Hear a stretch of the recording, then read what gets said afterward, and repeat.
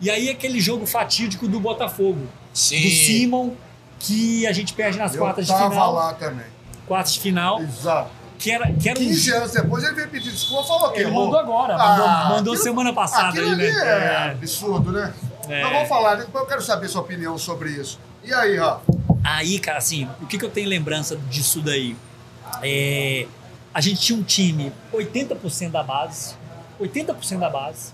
sem investimento quase que nenhum. Pontualmente a gente tinha nesse ano o Coelho, sabe, o Marcão que já tinha ficado. Rocha Coelho, Marcão que já tinha ficado.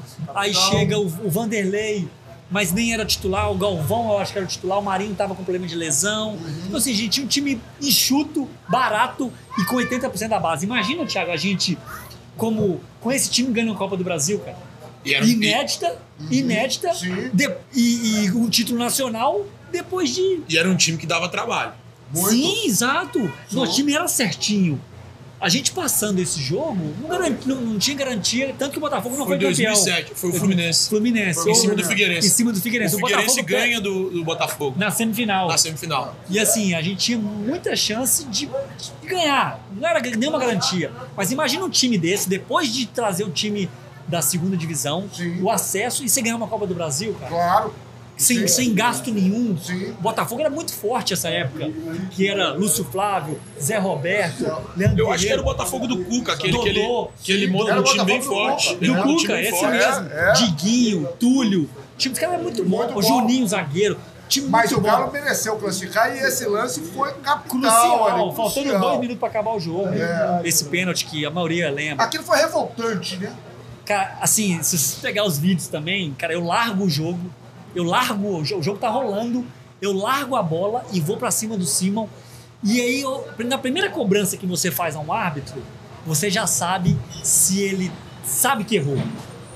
Ou se ele errou de propósito ou não, é uma outra discussão. E porque da forma como você vai ao árbitro e ele te retruca ou não, você já sabe que ele...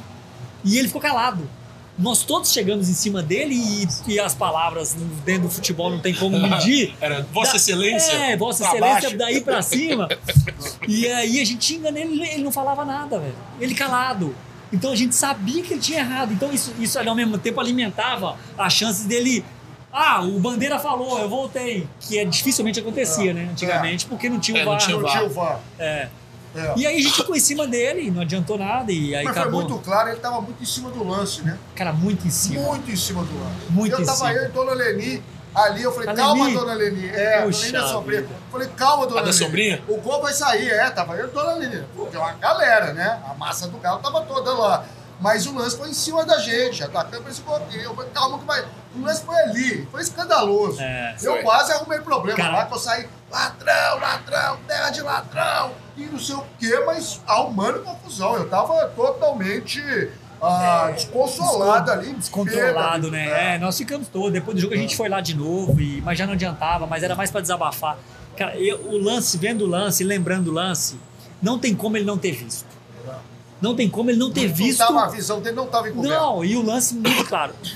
Pra mim, 2 opções. Que eu até, assim, eu prefiro nem acreditar que foi por maldade, que ele não quis marcar, que pode ser uma opção, mas eu prefiro não acreditar nessa. E a outra, quando o Tio dribla, a bola sobe pro Éder. E aí ele deu a vantagem. Ele pode ter pensado numa possível vantagem que o Éder chuta e o goleiro defende. Mas eu acho que só podia dar vantagem em caso de gol, não? Não, exatamente. Por exemplo, o Éder bateu. Se ele quisesse esperar um pouquinho, o Éder bateu, não fez o gol, pênalti. Pênalti. Ou seja, ele teve alguns segundos para raciocinar e não deu na primeira, que estava muito claro. Não, foi porque o lance estava seguindo. E aí apitar, logo depois não fez o gol, é pênalti. Pois é. E aí ele titubeou ali. Agora, só ele sabe o que passou na hora. Né? E como é que você viu esse pedido de desculpa dele, sei lá, 15 anos depois, 16 anos depois? Cara, assim, eu sou um cara... Eu gosto de perdoar as pessoas, sabe? Eu tento perdoar e eu acho que isso faz parte da nossa essência.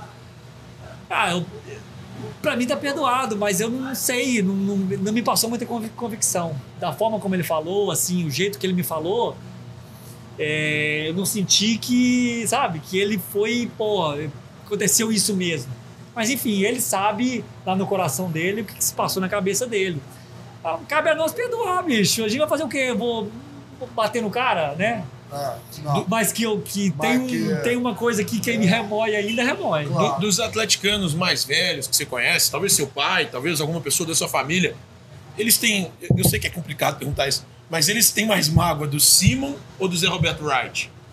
Boa pergunta. Meu pai já me contou dezenas de histórias dessas Libertadores, desse Atlético Flamengo. Meu pai me contava todo dia essas histórias. Agora, qual ele tem mais mágoa? Eu acho talvez o Zé Roberto Wright, eu acho. Mesmo com você em campo, porque assim, eu acho que meu pai ficaria, se fosse eu em campo, com mais mágoa talvez do Simon, pelo fato de, meu filho pode ganhar uma... Juntou as duas coisas. Juntou as duas coisas, fez aos meus amores, né? Mas 81 meu filho foi muito covarde, né? Não, sim, eu falo talvez pelo fato de ter essa questão sentimental, de ver o filho dentro de campo e, cara, eu não vou falar sendo roubado, mas sendo bastante prejudicado pela arbitragem. Eu falei o Wright, né, o Zé Roberto Wright, porque talvez eu nunca tenha sentado e conversado algumas vezes sobre o Simon com meu pai. E o Wright, ele já vinha me falando na minha época de arquibancada, já me contava essa história, vira e mexe, atrás de Flamengo, ele me resgatava essa história. Rafa, pô, você não acredita o que aconteceu. E o Simon, talvez não tenha sido muitas pautas, sabe? Talvez por isso. Se eu perguntar pra ele hoje, talvez ele fale, Rafa, não, o Simon me machucou mais. Porque você estava em campo. Então, eu acho que eu nunca perguntei. Uma pergunta que eu nunca fiz, sabe? Então, não sei te responder exatamente. Quem que magoou mais. E aí, depois dessa... Pode ir, vai, pergunta que eu ia terminar. Não, mas vai lá, por favor. É isso. Por favor. Que aí você me perguntou, eu rodei, não te respondi. E aí, em 2007, a gente tem a eliminação. A gente começa o brasileiro bem. Era o Zete, nosso treinador.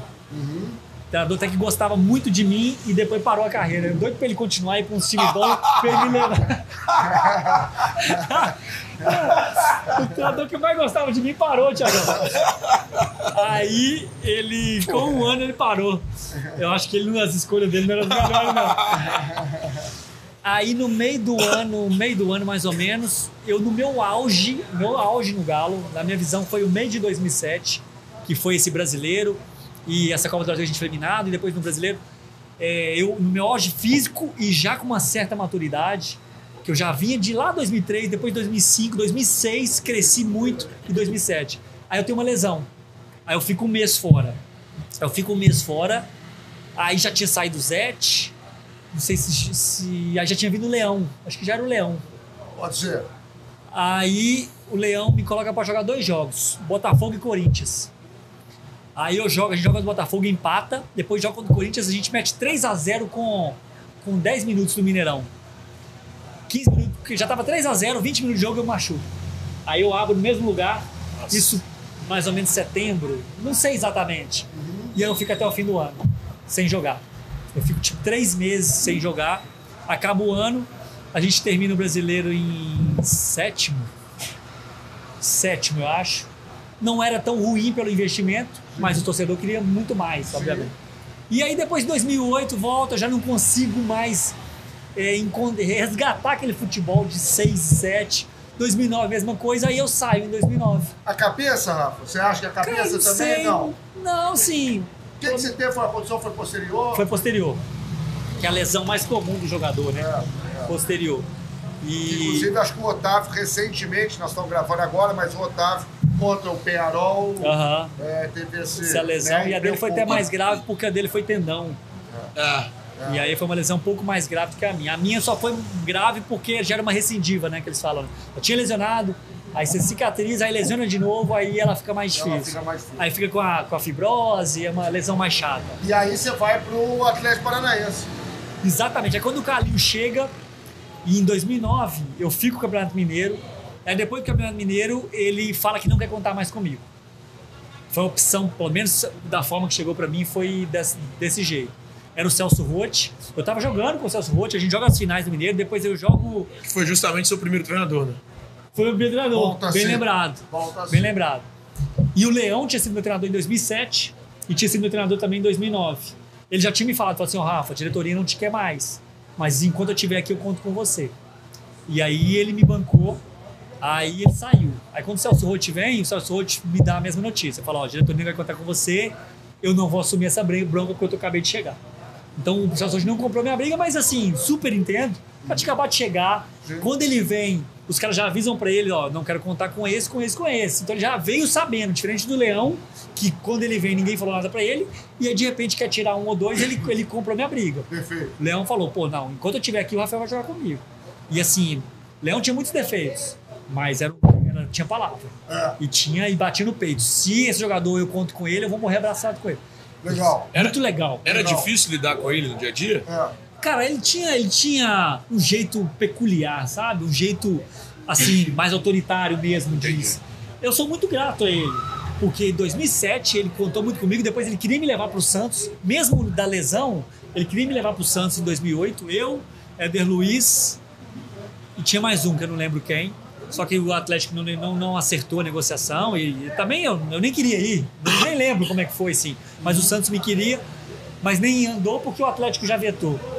E depois eu jogo com o Leão de novo e ele me bancou, aí o Celso não me banca, e aí eu tinha duas opções rápidas, que era o Goiás, na época, não lembro quem era o treinador, acho que era dos Anjos, e o Geninho, que tinha trabalhado comigo em 2008 no Atlético Paranaense. E aí o Geninho me liga e fala, vem pra cá e tal. Eu falei, beleza, pô, Atlético, time estruturado, time muito legal. O Atlético Paranaense tem uma estrutura muito bacana. Já né? tinha. E você tem o quê? 3 temporadas? Lá? Não, só um brasileiro. Só um brasileiro. É porque eu fui meu contrato acabava no final do ano. Eu fui de empréstimo. Com o contrato vencendo. Já sem perspectiva de renovar no Galo. Então eu fui meio que livre. Aí quando tá terminando meu contrato lá, eu recebo uma proposta de Portugal, do Marítimo. E aí eu já vou livre pro Marítimo. Foi no Marítimo então, que aí Marítimo você fez. Fiquei 4 temporadas. 4 temporadas no Marítimo. Inclusive como capitão, né? Titular, maior parte. Foi aí que eu começo a resgatar o meu futebol no Marítimo, e eu acho que meu futebol tem muito a ver com o futebol de Portugal. Porque, né, modéstia à parte, eu acho que eu tinha entendimento tático. Eu tinha algumas dificuldades, normal, físicas, técnicas, mas eu tinha um bom entendimento tático. Em Portugal, desde 2010, já existia um gap. Quando eu cheguei em Portugal, existia um gap gigantesco do Brasil para Portugal tático. E o Brasil começou a exportar treinador português agora, há 5 anos atrás, né? Para trazer isso de lá para cá. Sim. E eles já tinham uma evolução muito grande. Sim. E aí, nos primeiros momentos, assim, um pouco de dificuldade para entender, e depois eu engrenei. E aí fui titular praticamente todos os jogos lá em Portugal, jogando sempre. Aí quando termina lá o contrato, eles queriam renovar, aí eu recebo uma proposta do Bahia, que financeiramente era melhor. Sim. Portugal é um momento ruim Portugal financeiramente. É importante deixar claro que você fica no Marítimo, então, essas temporadas. Todo o meu contrato. Como capitão. E, inclusive, acho que foi o primeiro... o grupo que levou o Marítimo... Primeira e única vez. A fase de grupos... Da Liga Europa. Exato, tá bem lembrado. Isso? Você estudou legal, hein, Olivar? Não é isso? Muito bem, isso mesmo. É porque essa é informação que às vezes as pessoas nem sabem e tal. Mas muito legal. Interessante, porque é uma porque passagem marcante, uma temporada importante. É um time médio de Portugal, sim. Que nunca tinha ido para a Liga Europa. Que, a partir do momento que a Liga Europa, lá atrás, era mata-mata. Você já entrava mata-mata e tal. Aí depois, não sei quando, 90 alguma coisa, ou 2000, não sei se início dos anos 2000, passa a ser fase de grupos. E aí eles nunca tinham ido.